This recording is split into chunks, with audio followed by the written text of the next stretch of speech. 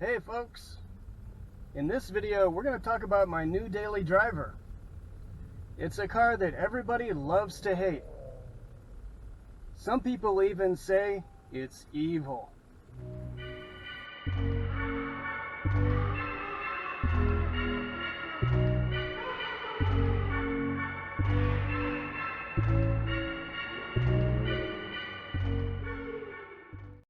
For several years I've been using a Jetta TDI as my daily driver, and it fills that role pretty well. It has very good fuel economy. It has decent amount of cargo space. And the turbo diesel engine has no problem towing a small trailer. But this car is getting old. At this point it's almost 20 years old and it's starting to show its age. It's true that diesel engines can last almost forever, but the rest of the car, not so much. Basically everything is starting to wear out or break down. I've already done a bunch of maintenance on the car, but things keep coming up. It feels like I'm rebuilding the whole car one piece at a time. And to put it bluntly, that's getting old. I want a daily driver that doesn't need much maintenance, because that takes time and resources away from other things. So unfortunately, that means the Jetta needs to be replaced.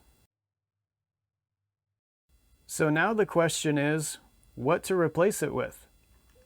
When you ask someone what is a reliable car, chances are they'll say Honda or Toyota. Both of them are known for building reliable cars. I also want a car with equal or better fuel economy than the Jetta. The Jetta averaged a little over 40 miles per gallon, so that sets the bar pretty high. So we have three criteria: less than 15 years old, good reliability, and fuel economy over 40 miles per gallon. That narrows down the choices quite a bit. Some of the cars that fit those criteria were hard to find in my area. For example, the Chevy Cruze diesel and the Honda Insight were both super rare. I found some newer Volkswagen TDIs, but didn't want to deal with the Dieselgate stuff. One car that kept coming up in search results was the Toyota Prius. At first I ignored it, because everybody hates the Prius, right? But there were lots of them available at reasonable prices. Of course the Prius is known for excellent fuel economy, and Toyota is known for making reliable cars. And with so many of them available, I could afford to be picky. So I figured, what the heck?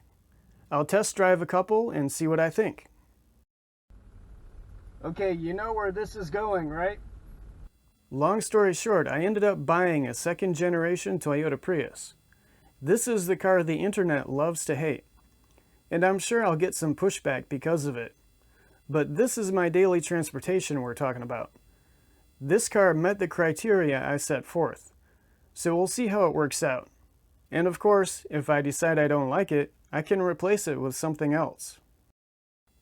Anyway, let's take a closer look at the car. One of the reasons I picked this one was because of the fresh paint job. These cars are notorious for the paint peeling off the hood and the roof. With this car, I don't have to worry about that. However, they did get a little sloppy with the paint job, but from 20 feet away, it looks fine.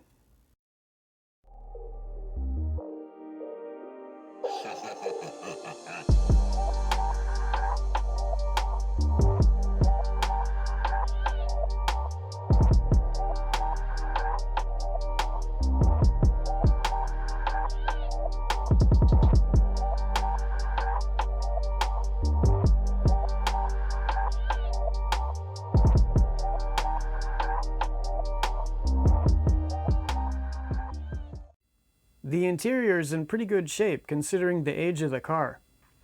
The seats are in excellent condition. The dashboard is in pretty good shape too. And the door panels are good to go. The back seat area is pretty much the same. The seat is in excellent condition. Same with the door panels. The carpet is pretty good too. The rear cargo area is the same story. There are no stains on the carpet. Everything is in excellent shape. Also, there are no sags in the headliner. That's nice. Okay, those were the positive aspects of the car. Now let's talk about the negatives. I don't know about you, but to me that license plate frame looks like a Hitler mustache. Florida doesn't have front license plates, so that thing is going bye-bye. Also, the trunk release button is damaged. It's hard to see because of the lighting, but the rubber cover is torn up, so I'll need to replace that. The antenna is bent where it attaches to the antenna base.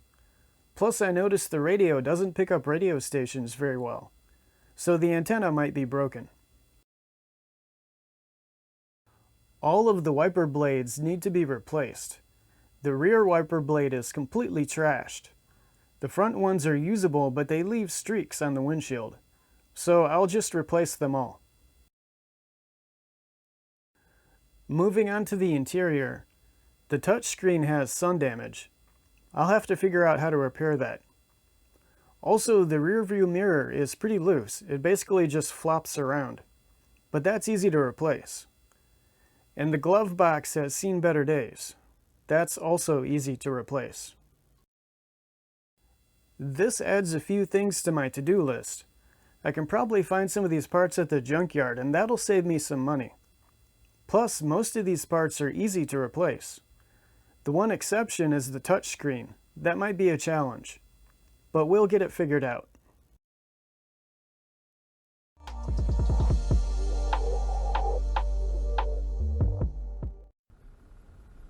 Long story short, the Prius is not a car that you drive for enjoyment.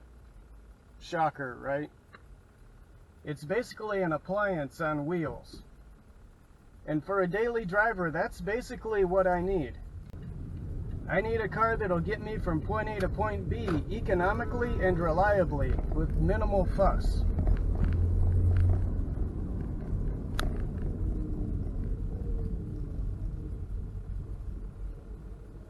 And that person is a dork. And I think the Prius will do that. So we're going to try this car out and see how it works. And of course, if I don't like it, I can always replace it. Anyway, that's it for this video. See you next time.